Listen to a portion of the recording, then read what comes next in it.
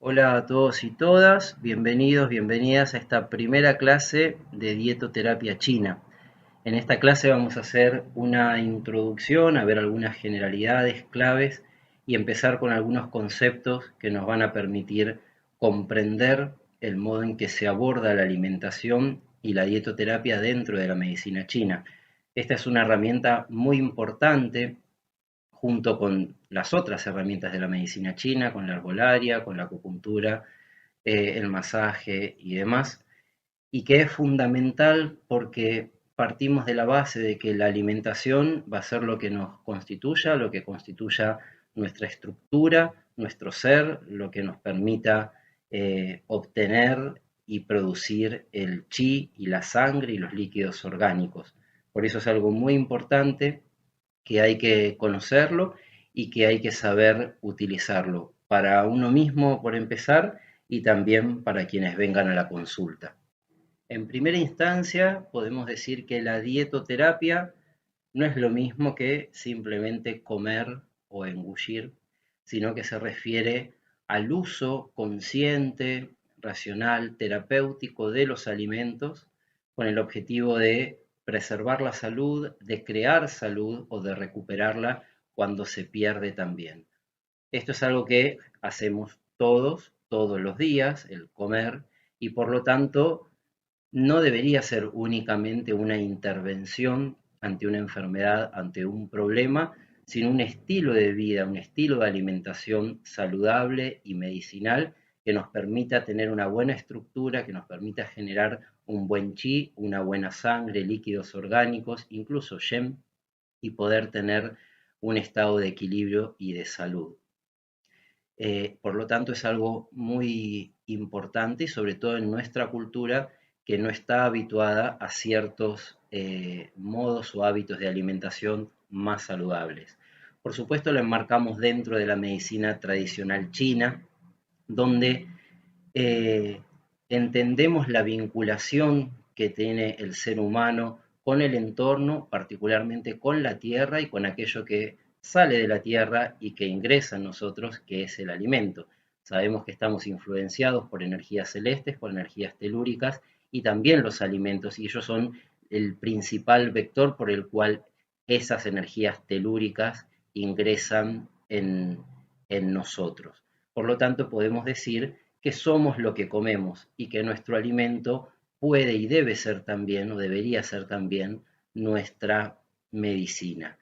Un abordaje completo desde la medicina tradicional china no solo debería involucrar aquellas acciones o intervenciones que ejercemos desde afuera y de un modo puntual, como puede ser la acupuntura, la moxibustión y demás, sino también incentivar estos cambios de vida que son los que van a hacer en definitiva la prolongación del tratamiento o la generación de una vida saludable. Tenemos la fitoterapia como algo que se da más a largo plazo, pero sobre todo la dietoterapia implica el cambio habitudinal, implica una conciencia mayor y una mayor administración o una mejor administración de los alimentos en pos de conservar el equilibrio, de mantener la salud.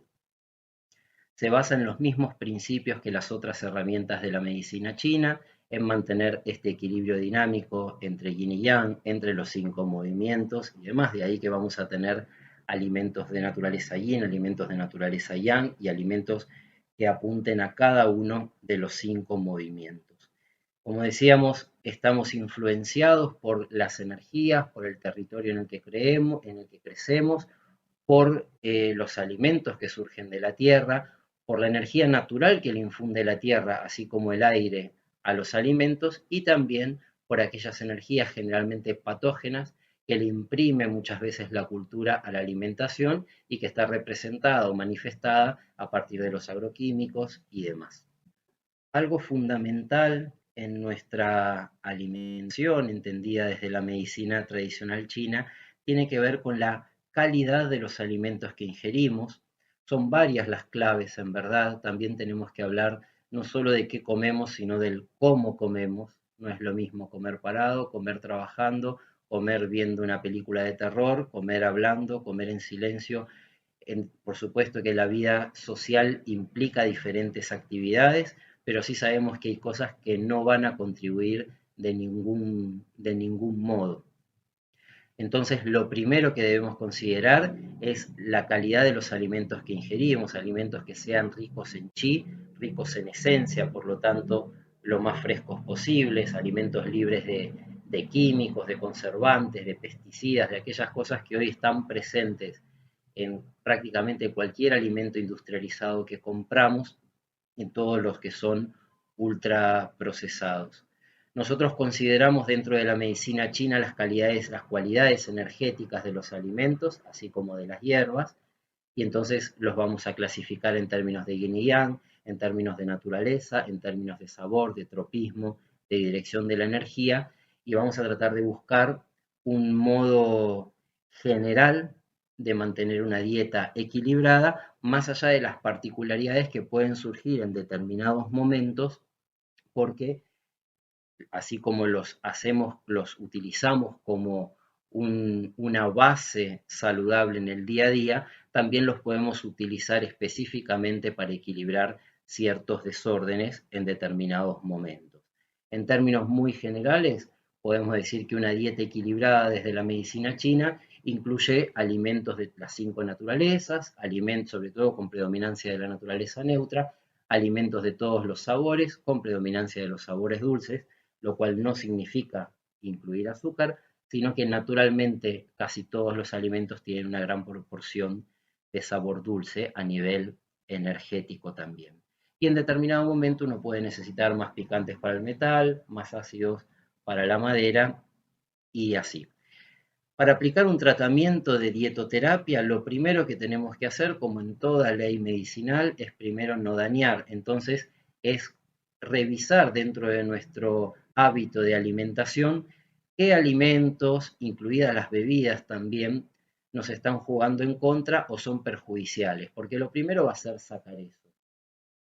Si ante una dieta desequilibrada, muy llena de ultraprocesados, de químicos, de harinas, de gaseosas y demás, pretendemos incorporar un alimento saludable, no tiene mucho sentido.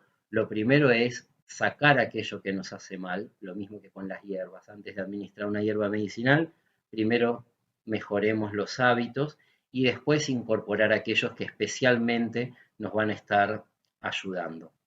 La dieta claramente va a afectar a nuestro organismo desde el Yao intermedio, desde el Yao medio, perdón, pero involucrando a todo el San Yao, a los tres calentadores. Pero como es algo que lo van a trabajar el vaso, el estómago y los órganos digestivos, es esa la vía de entrada, por la cual vamos a extraer los elementos necesarios para la producción de chi de los alimentos, para la producción de yue, de líquidos orgánicos, incluso de la energía defensiva.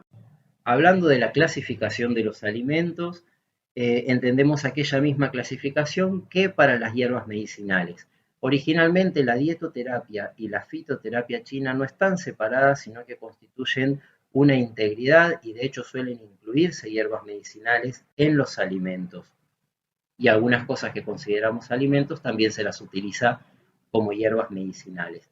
Entonces la clasificación es la misma, las vamos a clasificar a partir de la naturaleza, yendo de lo más frío a lo más caliente, a partir de los cinco sabores, a partir de la dirección de la energía, si asciende, si desciende y demás, y a partir del tropismo o afinidad que tiene cada una de estas materias por alguno de los órganos o meridianos en. Respecto a la naturaleza de los alimentos, al igual que con las hierbas medicinales, partimos de alimentos fríos, pasando a frescos, neutros, templados y calientes, yendo a una escala de más yin a más yang. Antes de pasar a la particularidad de cada uno de los alimentos y sus características, es importante conocer las características generales de estas categorías, sobre todo en cuanto a la naturaleza. Nosotros vamos a agruparlas en alimentos fríos y frescos por un lado, templados y calientes por otro y neutros por otro, porque estos primeros grupos tienen características similares, los fríos y los frescos y los templados y los calientes. Entonces vamos a ver estas características generales que nos van a permitir abordar después la particularidad de cada alimento. Cuando hablamos de alimentos fríos y frescos, claramente son de naturaleza yin, por lo tanto van a tonificar el yin, son alimentos que actúan en la sangre, en los líquidos orgánicos, que constituyen sustancia, como por ejemplo las proteínas que van a formar nuestra estructura. Por supuesto que son alimentos refrescantes que van a enfriar cuando haya un cuadro de calor interno, hidratan, lubrifican los tejidos, las articulaciones, también calman porque son de naturaleza yin, van a sedar, ralentizan los procesos que están exacerbados, son lo nutritivo, el yin es lo nutritivo, que lleva la energía hacia el interior, hacia el terreno del yin, que van a contraer y van a formar la estructura. Vemos que estamos hablando de todas características del principio yin.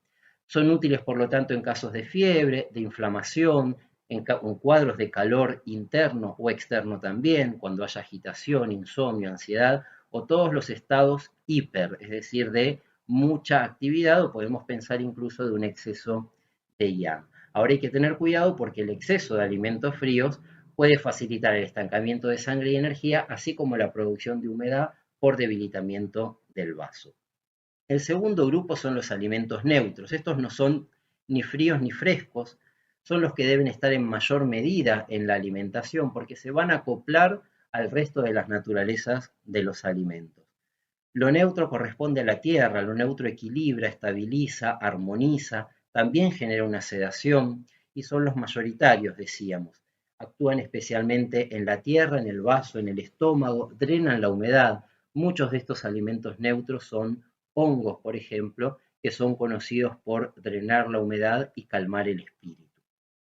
Y por último tenemos los alimentos templados y calientes, por supuesto de naturaleza yang, que van a calentar el interior o van a dispersar de un modo caliente el exterior, cuando por ejemplo el frío nos quiere invadir, van a ser tónicos del chi, secan, mueven, estimulan el movimiento ante el estancamiento, por ejemplo, hacen que la energía vaya hacia arriba y hacia afuera, hacia el exterior, y van a estimular el metabolismo. Es por eso que son útiles en los estados de hipo, hipo es decir, lo opuesto a hiper, cuando está enlentecido el metabolismo, cuando se manifiesta con fatiga, con frío, con dolores de tipo frío o estancamientos, porque el calor es yang y es lo que moviliza. Ahora, así como pasaba con los alimentos fríos, el exceso de alimentos calientes también va a ser perjudicial porque fatigan al organismo, porque terminan quemando el chi y consumiendo el principio yin, la sangre y los líquidos.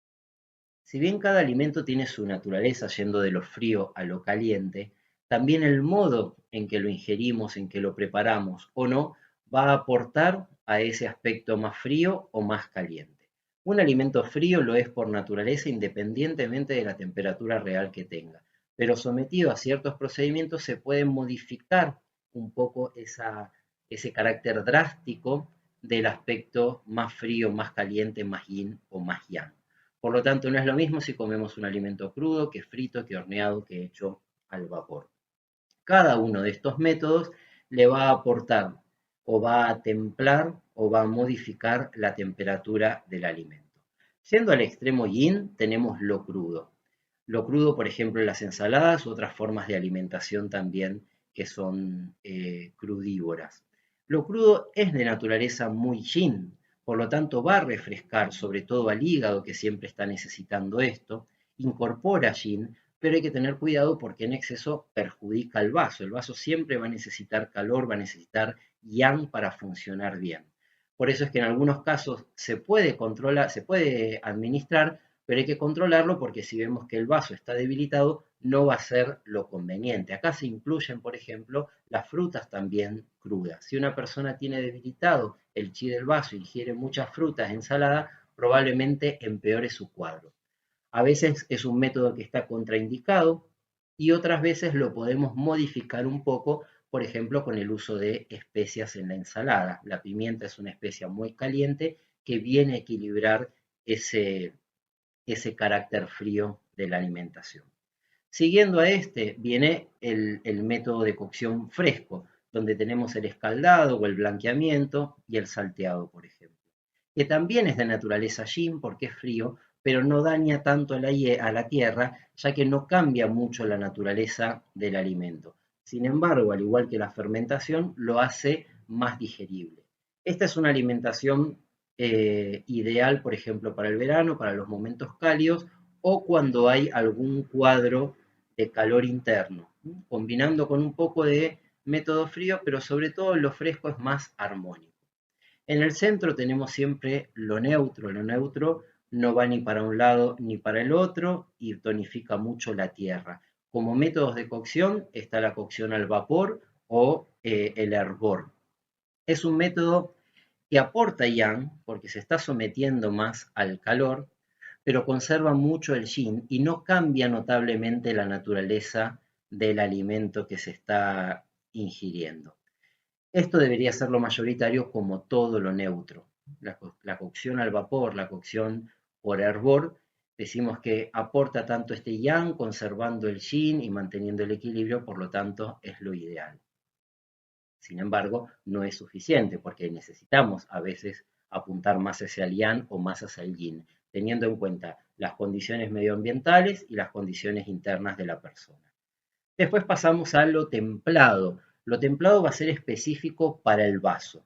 Tenemos, por ejemplo, el estofado, los guisos, esas cocciones un poco más largas, lo que se conoce como el congee, que es un modo de preparación también, y es ideal para tonificar la tierra, para restaurar el yang, para generar y facilitar la producción de chi y de yue.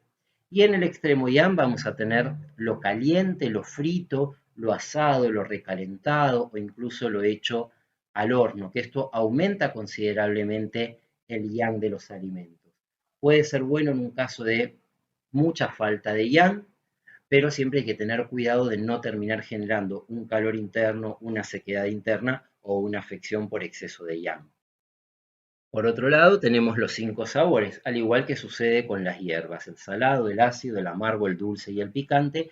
Cada uno de ellos va a tener afinidad por su elemento, por su movimiento, por sus órganos correspondientes, y algunos van a ser más yin y algunos van a ser más yang. Viendo en general los 5 sabores, podemos decir que el salado, el ácido y el amargo son sabores de naturaleza yin en comparación al dulce y al picante que son de naturaleza yang.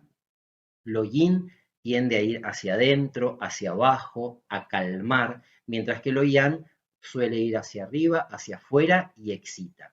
Por lo tanto, se puede entender desde ahí que lo dulce o lo picante sea más yang, por ejemplo, que lo amargo. Cuando uno necesita ese calor, necesita ese movimiento o incluso sentirse un poco mejor, no va a comer algo amargo, ¿no? Generalmente acudimos al dulce y en los casos de frío al picante. Empezando por lo más yin, tenemos el sabor salado. El sabor salado es el sabor del agua, por lo tanto va a tonificar en su justa medida a los riñones, va a promover la producción de orina, la excreción de las heces y ayuda a disolver masas, a disolver zonas y áreas congestionadas. Es antiinflamatorio porque es yin y tiene un movimiento descendente. Todos los sabores en su justa medida tonifican al órgano. En exceso lo van a debilitar. Tenemos por otro lado el sabor ácido, el sabor de la madera. Lo ácido es de por sí astringente. La astringencia es esa característica que hace que las cosas vayan hacia el interior. Es un sabor que refresca también, que reduce la transpiración justamente porque impide que se escape el sudor, estimula la producción de fluidos y también va a calmar porque enfría sobre todo al hígado y a la vesícula biliar. Un poco de ácido se usa, por ejemplo, para evitar la pérdida de líquidos o para recuperar los líquidos orgánicos después de una sudoración profusa, de una temporada o una época de vómitos, de diarrea o incluso sangrado. El sabor amargo es el sabor del fuego, pero también tiene una acción específica en su hijo, en el hijo del fuego, que es la tierra. Los principios amargos que tienen algunas sustancias son estimulantes digestivos de la secreción de jugos digestivos y en general también son drenadores hepáticos, ¿no? Es el efecto que tiene sobre su madre la madera y sobre su hijo o su hija la tierra. Por lo tanto, apoya las funciones digestivas y de excreción.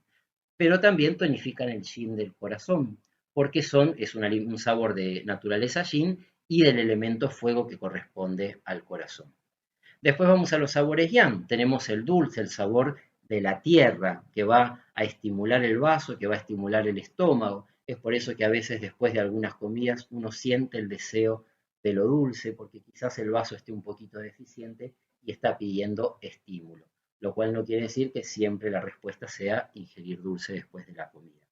Es un sabor que calienta porque es de naturaleza yang, pero que armoniza, que relaja, que fortalece, que humedece. Pensemos en todas las funciones del vaso y características de la tierra.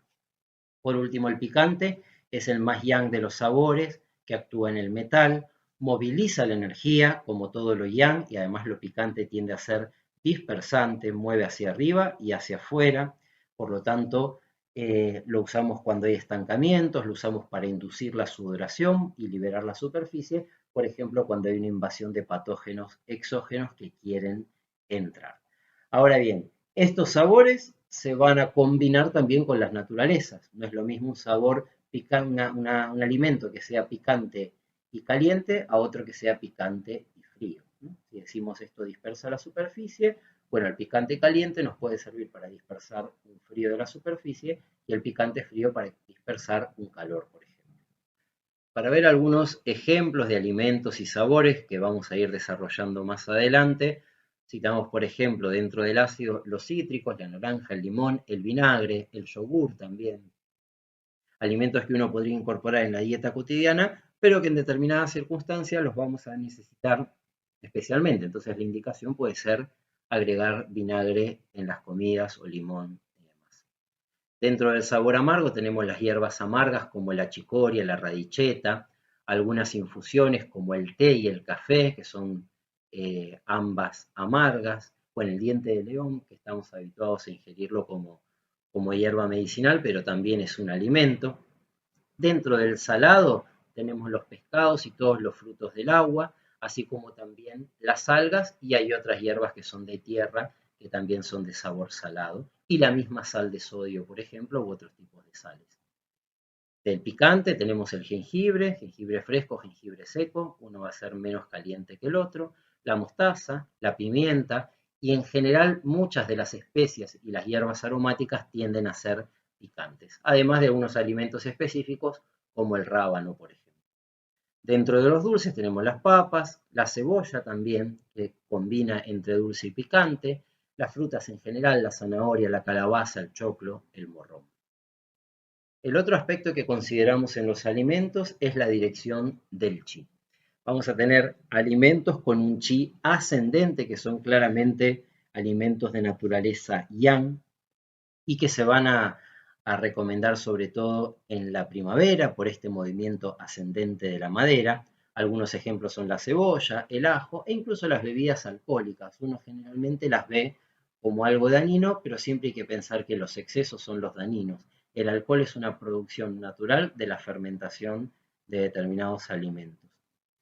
Generalmente los alimentos que tienen esta dirección ascendente son dulces y picantes, y entre tibios, neutros, alguno puede ser un poco más caliente, pero eso ya le va a sumar otra característica. Cuando tenemos que levantar la energía, cuando tenemos que calentar lo superior, cuando, por ejemplo, hay caídas de órganos o prolapsos, estos alimentos van a ayudar. Después tenemos otros de movimiento ascendente y centrífugo, hacia arriba y hacia afuera, donde lo que predomina es lo centrífugo, generalmente los picantes. Esto ayuda a expeler, a expulsar los patógenos externos, a disipar el frío, el viento, el calor, ahí va a depender la naturaleza de lo que usemos, y generalmente son de naturalezas fuertes, como calientes, por ejemplo, pero también puede haber alimentos fríos y picantes que tengan este movimiento también. Algunos ejemplos de picantes calientes son la canela y la pimienta. Después tenemos un movimiento descendente y centrípeto, donde lo que prima es el movimiento centrípeto, es decir, que va hacia adentro, son alimentos astringentes, evita que se escapen las sustancias, que se escapen los líquidos, y por lo tanto retienen la energía y los fluidos en el interior. Suelen ser frescos, neutros, sobre todo de sabor ácido, algunos amargos y salados, pero sobre todo los ácidos como el limón, el yogur. Por ejemplo, cuando hay pérdida de líquidos orgánicos, son alimentos indicados. Y después el movimiento descendente muy yin, que va a tirar el chi hacia abajo y, por ejemplo, va a estimular la diuresis, va a estimular la defecación también.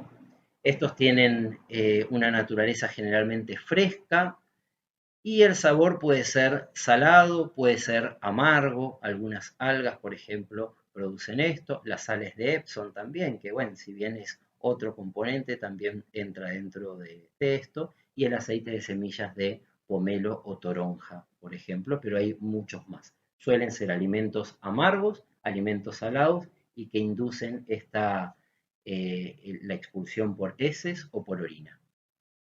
Y por último tenemos el tropismo. El tropismo se refiere a la afinidad que tiene un alimento, una hierba, por un órgano específico, por un meridiano específico. Esto en gran parte va a ser el resultado de la combinación de los otros factores que estuvimos viendo, de la naturaleza, del sabor y del movimiento de la energía. Pero también hay otras cualidades que hacen que, podemos incluir el color, por ejemplo, también. Hay otras cualidades que hacen que un alimento dirija su acción al vaso, que estimule al vaso, que calme al hígado y demás. Para poner algunos ejemplos, tenemos la pera para el pulmón, pero también va a refrescar mucho al hígado, los adukis para el riñón y en general los porotos para el riñón, pero también el aduki o azuki elimina la humedad, por lo tanto va a beneficiar al vaso, las espinacas para el hígado también, y también para el riñón, porque son verduras de un color oscuro. La calabaza específica para el vaso, esto tiene que ver con el color anaranjado, con el sabor dulce. Las castañas para el corazón y como estos, muchos más, ¿no? El tropismo es quizás una parte que uno puede inferir un poquito a partir de las características visibles o perceptibles del alimento y otra parte que no, que es resultado de la experiencia de miles de años de prueba también y que nos indican un poco cuál es este tropismo de los distintos alimentos. Entonces uno debería elegir los alimentos teniendo en cuenta el tropismo, teniendo en cuenta la naturaleza, el sabor, la dirección del chi, buscar de hacerlo en general de un modo equilibrado y en determinadas circunstancias fortalecer más los que pertenezcan a un grupo o a otro. Esto fue todo por esta primera clase de dietoterapia, algo que es muy importante y que hay que implementarlo en la propia vida para poder también transmitirlo a los demás, porque va a ser clave en cualquier tratamiento integral de la medicina china y porque es lo que más nos responsabiliza sobre nuestro propio bienestar, estado de salud y equilibrio. Espero haber sido claro. Cualquier consulta estamos a disposición. Hasta la próxima.